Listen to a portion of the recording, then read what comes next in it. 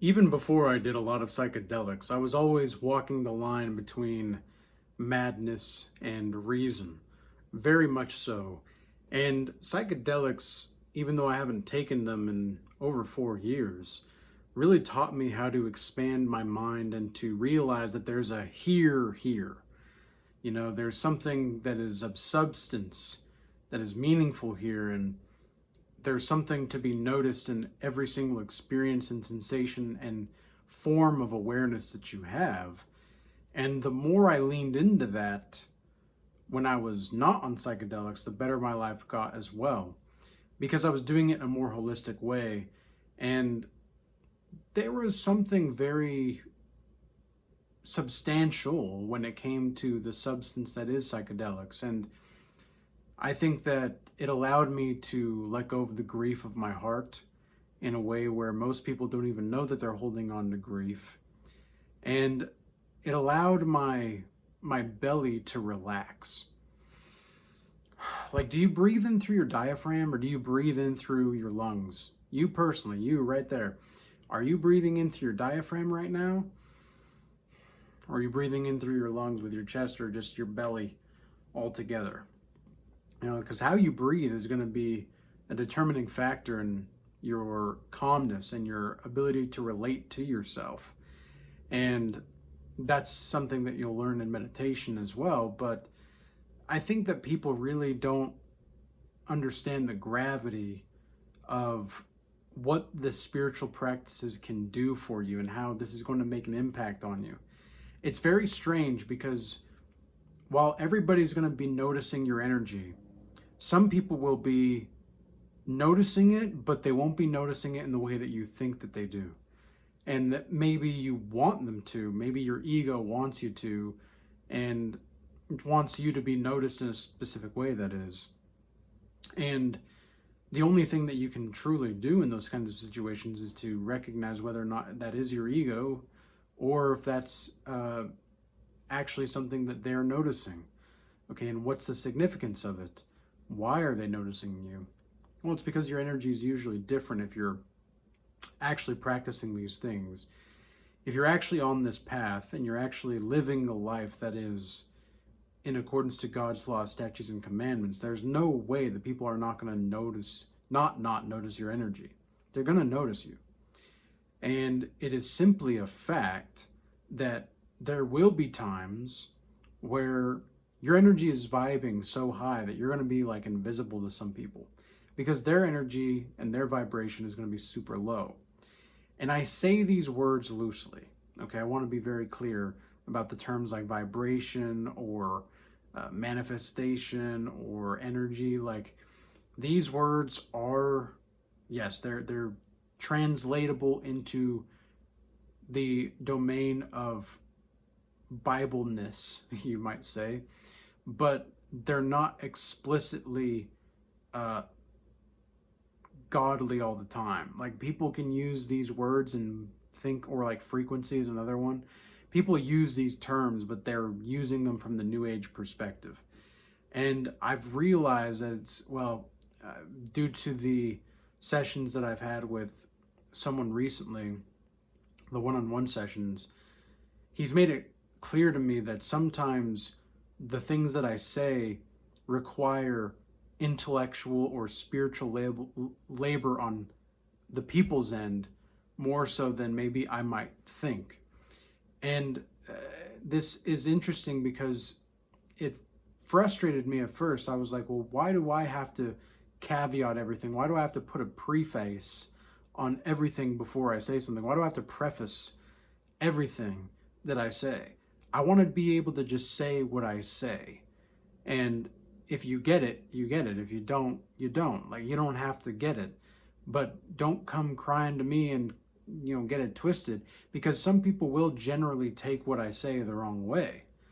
And some people generally just misinterpret me, all because they don't really know the exact context, or this is, it's so very interesting how people they'll watch you for who knows how long, maybe weeks, maybe months, and then they'll never comment, they'll never like anything, but they'll just watch you. They'll notice you. They'll notice your energy. They'll keep an eye on you. They'll listen to what you have to say, but they don't make it known that they're there. That's one of the weird things about being online, is you don't really know who's exactly watching you. And that's why I've made it almost a rule of thumb for me, where if I'm going to be on social media and I'm not commenting, I'm not using it properly. And it's interesting because when I put it into that perspective, I was able to start getting the most out of social media for what it is. And I was actually able to start having more proper conversations rather than just entertainment or distractions. I was actually there for a purpose. And it changed my perspective of social media drastically. But anyways, we'll get back to that perhaps in a minute, perhaps in another video. You know me, guys, this is a stream of consciousness kind of thing. I just have a title in mind. Sometimes I don't even have a title in mind. Sometimes I just start talking and see where the things go, because I just have the Holy Spirit moving through me, where we're just going to go, and you're going to enjoy this ride just as much as I am, because like, I don't know sometimes what I'm going to say. I think as I speak.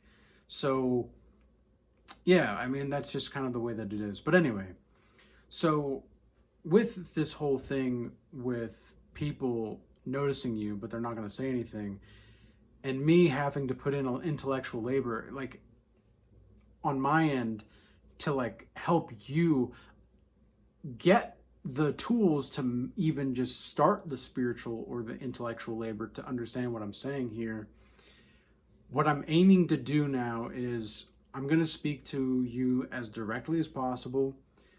And again, if you know, you know. If you don't, you don't. If you get it, you get it. If you don't get it, you don't get it. And if you don't get it, I would encourage you to go watch more of my work, or to even read my book, because that would be the best way for you to get a real deep dive of to where I'm coming from and why I'm coming from this place.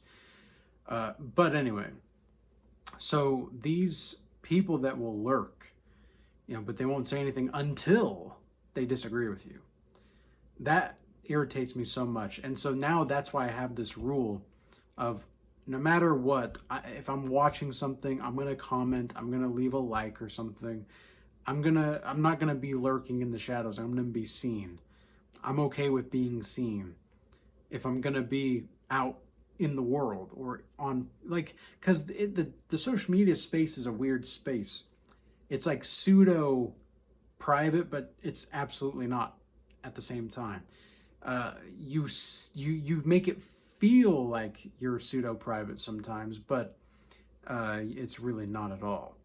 So what I've really noticed with people is that the people that vibe with you, that actually understand what you're saying, that they want to understand you, they want to notice you, they will put in that effort.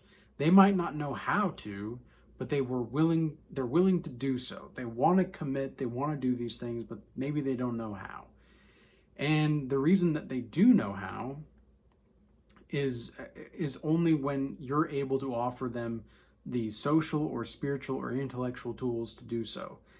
And while as much as I hate having to preface everything or having to have a caveat for everything, like, well, it's not all of them, or it's not all of that, or it's this and this and this before this, and I can't just say things because people will take it out of context, or just, again, they'll just take it the wrong way.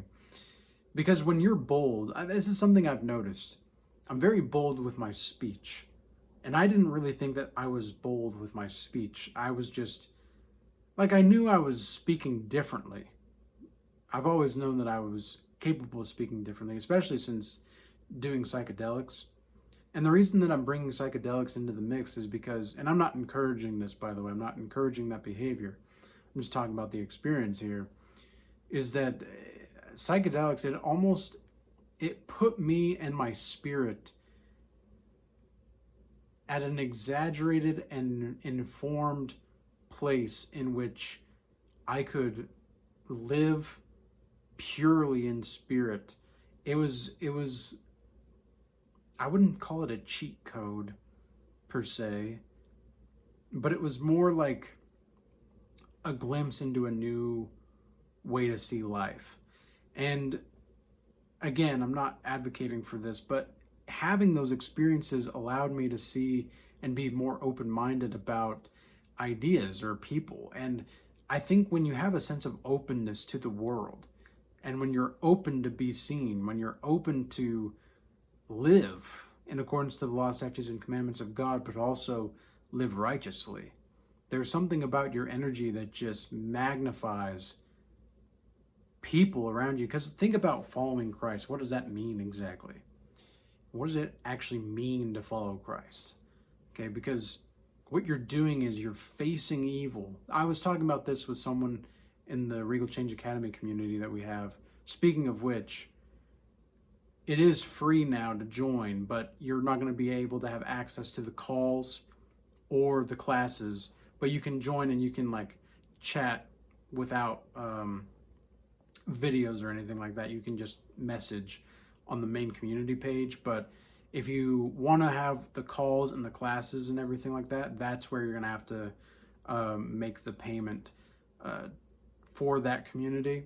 So there's tiers now for it. So that's kind of cool. And we've had a lot of people new that are joining recently. So that's been nice. And, we want to have that cultivation of community and space for people to talk about anything, but also be Christ based, so that's been nice. But I was talking to this one guy in the Regal Change Academy, and I was talking to him about this phenomenon where it seems like people, they really don't know exactly the gravity of their own commitment and their capacity for commitment in the world, and how that's going to affect them on a psychological, spiritual, emotional level. And the thing is that when you actually start to make these commitments, when you actually start to live where you know that there's more to this life, like everything that you do can be meaningful, it does something to you. It makes you seen and more noticeable in a way that maybe you don't like, because guess what you're going to do? You're going to be following Christ. You're going to be facing evil all the time. Because if you're to be Christ-like, well, what do you think Christ did? Okay, well, the religious Pharisees were always after him. People that didn't believe him would mock him and insult him. And remember, whenever mockery is presented into a dialogue, so also is the incapacity for someone to not have a reasonable dialogue.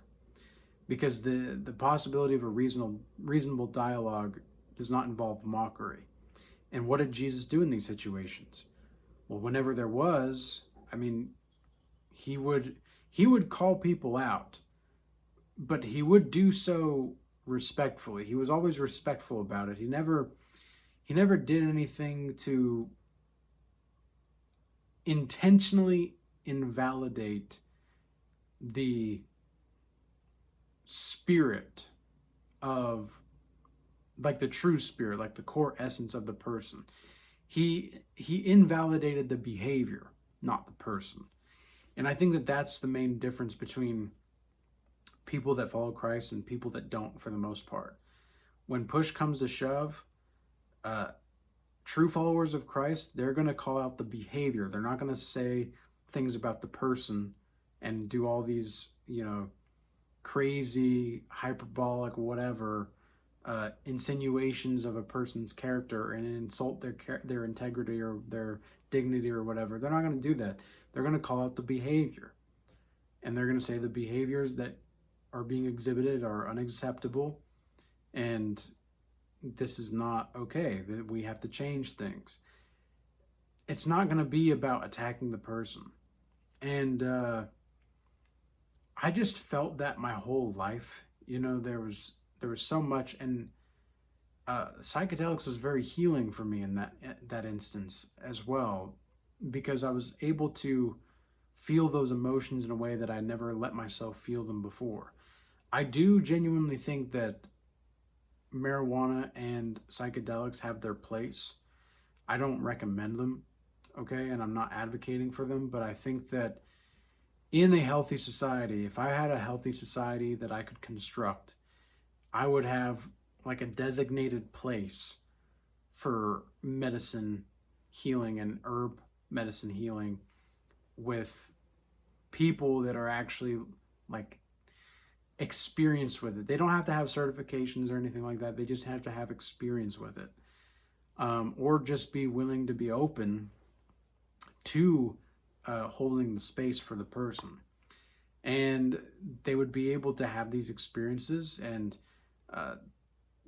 it's not like an encouraging of sin per se, but I wouldn't be the person I am, and I wouldn't have the energy that I do without either of those substances, really. And I haven't smoked marijuana for almost 4.5 years, 3.5 years. How long has it been? It's been since July of 2022. So it's been almost 3.5 years since I've smoked any marijuana, and I haven't really felt the desire to.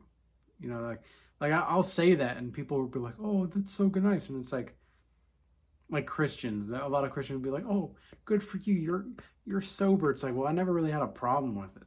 Like I never was like addicted, even though I did both psychedelics and marijuana very often. I was never really addicted. Yeah, the only thing that I've ever felt like addiction toward is sugar.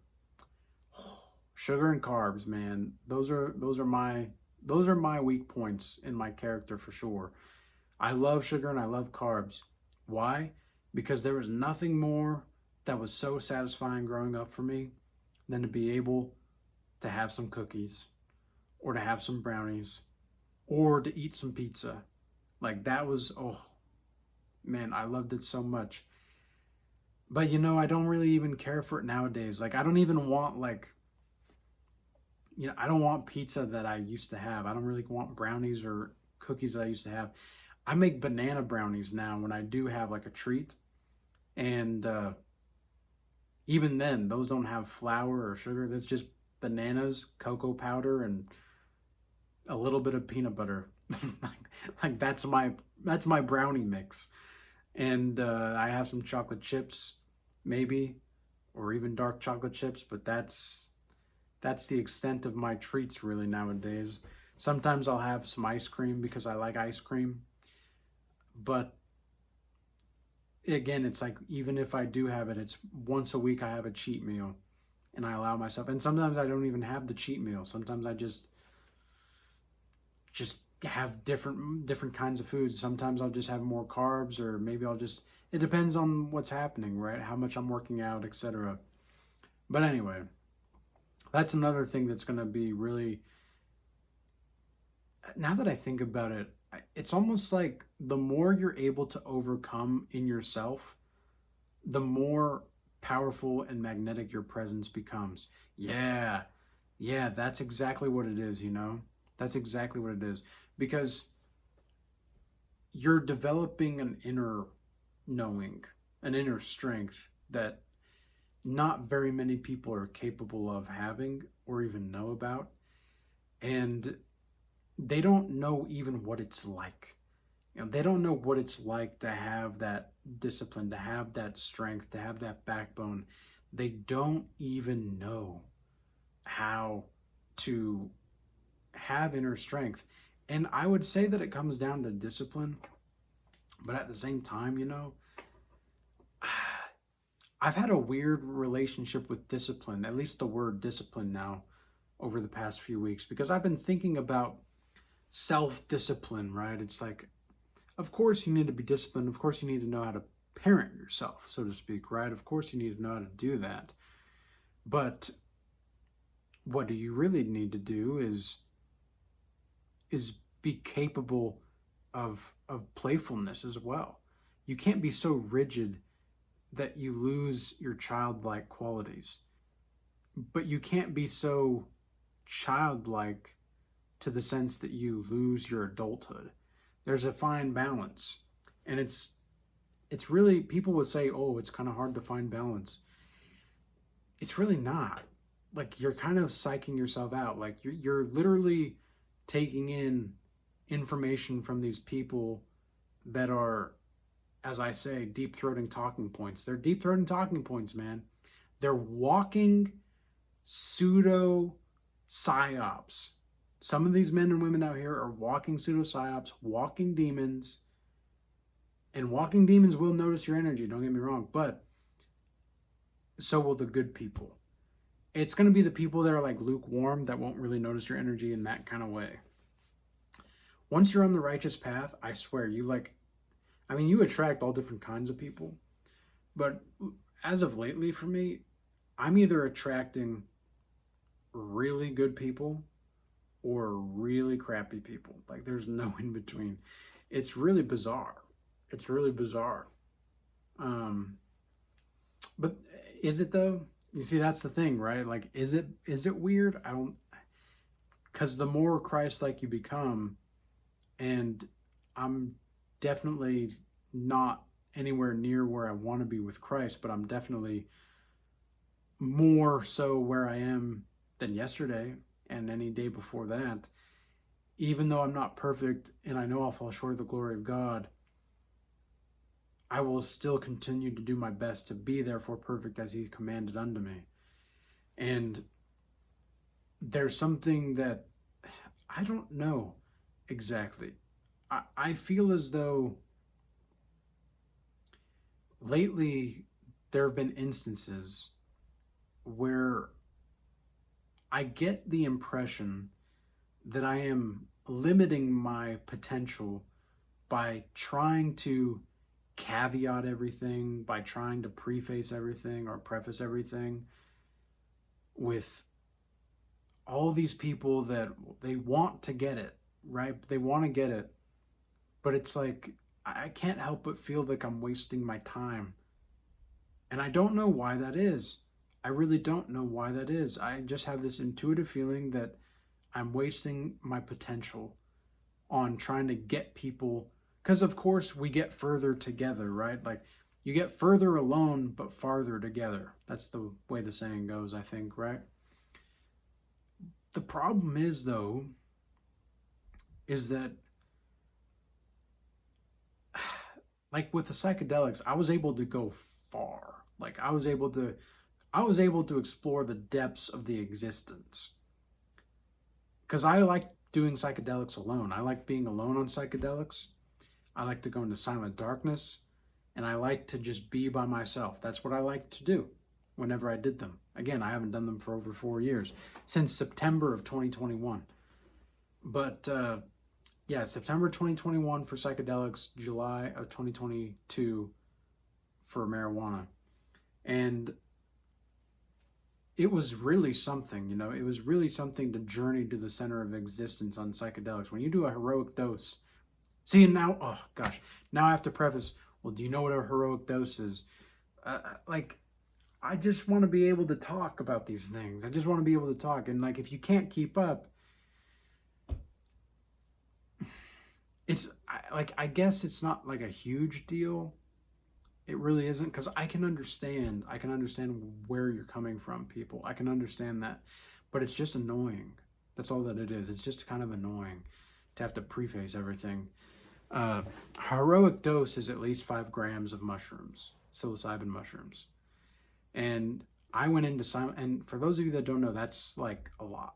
Okay, it's quite a bit. The average dose is like 1 gram to 2.5 grams. 3 grams, you're like kind of pushing it, and you're going to go in what they call the waiting room. Okay, be mindful of that. Be careful of that. You don't want to go down that path unless you have to, not even unless you absolutely have to. You just don't want to go in the waiting room. Okay, the waiting room is like the worst part. You want to either go just, be on the ride with the mushroom and take the bus and go somewhere nice and do whatever at 1 to 1.5 grams. And again, I'm not advocating for this. I'm just saying what happens. Or you go all the in and go to 5 grams. That's the way that I always did them, because every time I did it at like 3 grams, it was a not so good experience. I never really had a bad trip up until the last trip that I ever did. And it was only from then on, which I will never, ever even talk about some of the things that I saw in there. But I will say that it was one of the most horrific experiences of my life, and I felt like I was in hell for thousands of years. Like, that's just a rough draft. And people will get scared about it, but I had other experiences with psychedelics where I was in bliss for what felt like millions of years. I didn't have a body anymore. Like, I did have a body, but I didn't have a body. It was like my soul was able to journey somewhere else. And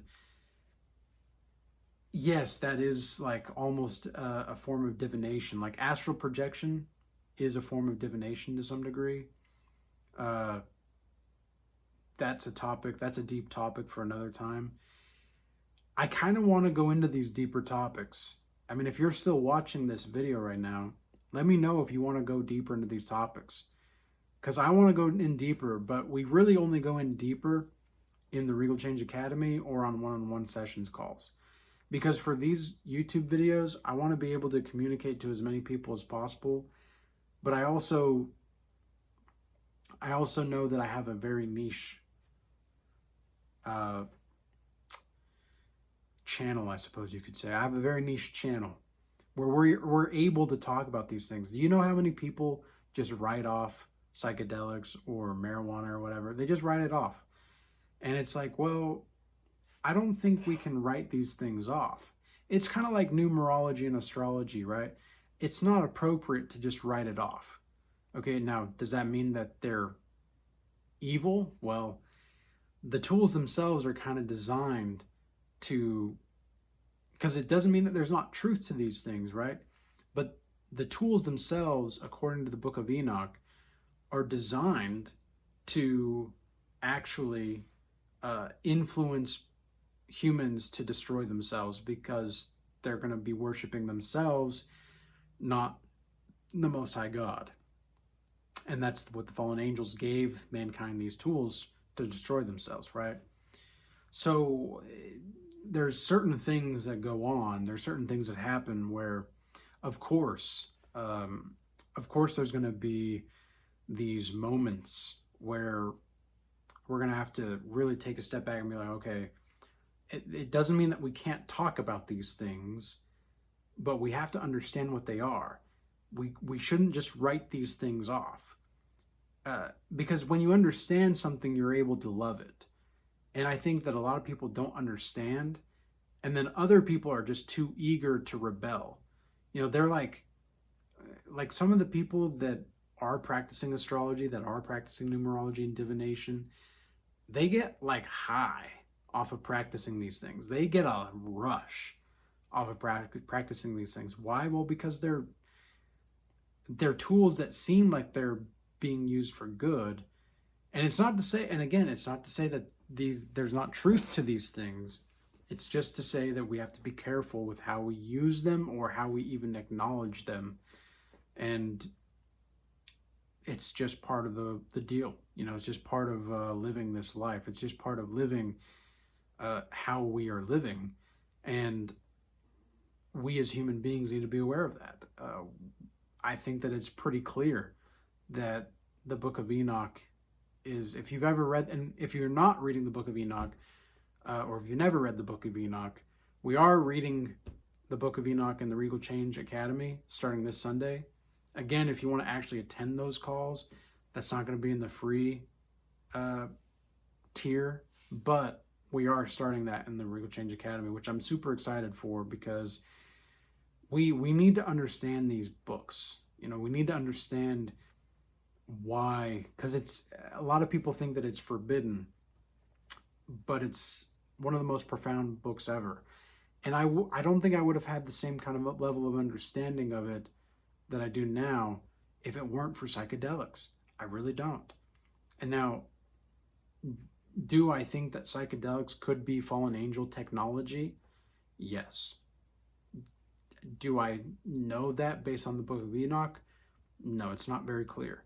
However, it is interesting that there are Adam and Eve paintings with mushrooms that look like the psilocybin mushrooms that are like wrapping around the tree of life, and the forbidden tree, rather, with the forbidden fruit. And there's the mushrooms like twirling around the tree with Adam and Eve right there. That's very symbolic. And that was from, 1,500 years ago or so. So at least that painting that I saw. So there's something there. There's something there. And will we ever truly understand certain things? I don't know. But I do believe that there is something psychophysiologically that is happening into us when we experience or hear truth. We may not know it consciously in the front part of our mind, but in the back of our mind and our unconscious mind, there's something there that's like, because I've been doing a lot of studying in Bitcoin, right, over the past few months, and something that Michael Saylor says, which, do I trust the guy? I don't know, but he does have a lot of interesting things to say, and definitely not like, I'm not advocating for him, but he's like the Bitcoin billionaire, right? Like everybody who's in Bitcoin knows who Michael Saylor is. And something that he's talked about is how, well, we can't really control how people think, but we can control what they think about. And man, oh man, is that a dangerous piece of truth. Like I was going to say wisdom. It is a kind of form of wisdom, but I also think it's just pure knowledge to some degree as well. I don't know if it's wisdom. And the reason being is because, well, wisdom is something that you can apply.